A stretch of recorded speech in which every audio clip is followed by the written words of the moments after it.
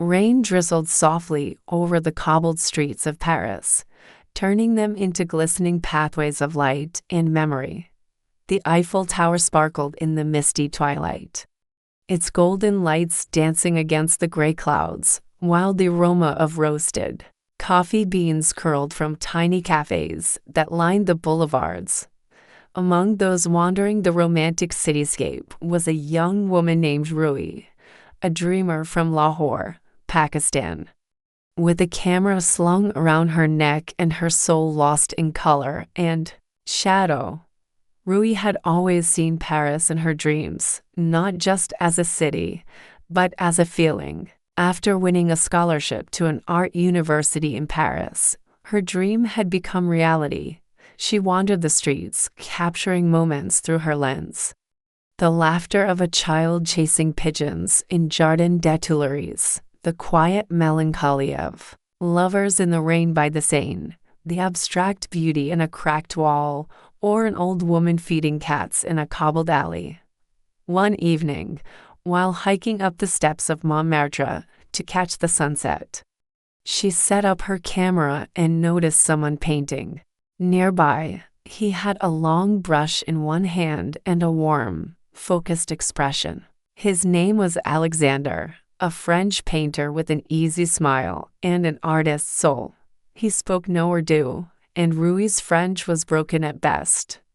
But art has a language of its own. And they spoke it fluently. They began meeting unintentionally, then intentionally. First in silent greetings at sketching spots, then over coffee in quiet cafes, and later, long walks along the Seine. Paris, in its subtle, poetic way, became a third character in their growing story, a city that didn't just witness their connection, but cradled it gently. Alexander was intrigued by Rui's lens, the way she framed emotion.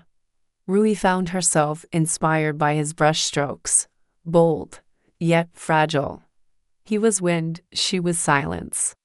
And yet they found harmony in each other's presence. In her photographs, his figure began to appear more often, sometimes in the reflection of a puddle, other times as a silhouette waiting outside a gallery. In his paintings, her eyes emerged in unexpected places, looking back from windows, peeking through café curtains.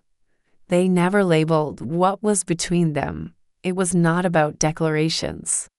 It was about feeling, and they both felt it, deeply, silently. But life, like art, needs contrast. One morning, a call came from Lahore. Rui's father had fallen seriously ill. She had to return. Her bags were packed in silence. At their last meeting on Pont des Arts, she handed Alexander a photograph. The two of them, shadows side by side on the Montmartre steps. He handed her a painting, her standing at the edge of the Eiffel Tower view, looking back. No words. Just nods. Just unspoken promises hidden in the eyes. Lahore was warm and overwhelming. Time passed, and though her body was in Pakistan, her soul remained in Paris. She threw herself into work, turning her pain into passion. Months later, she hosted her first solo exhibition in Lahore. Her photos, all of Paris, drew crowds. But her favorite piece, she kept hidden. A photo titled "What We Didn't Say." The exhibition was about to end when a man walked in, unnoticed at first. She turned to say politely, "We're closing soon, I'm sorry," but froze mid-sentence. No, the voice said with a familiar softness. "But Paris closed for me the day you left." She turned around slowly. Alexander stood there, older perhaps, but with the same softness in his gaze, holding a new painting. It was a café, two coffee cups on the table.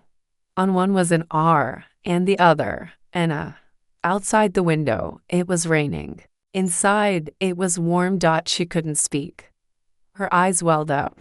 He stepped closer, handed her the canvas, and simply said, "You were never just a moment.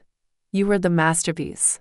And in that quiet, surreal moment in a Lahore gallery filled with Parisian memories, to hearts reconnected, no declarations, no proposals, just the understanding that some love stories begin in cities, but they live in hearts. Paris, after all, isn't just a place. Sometimes it's a person. Final lines. Some evenings stay with you forever. Even if you leave Paris, Paris never leaves you.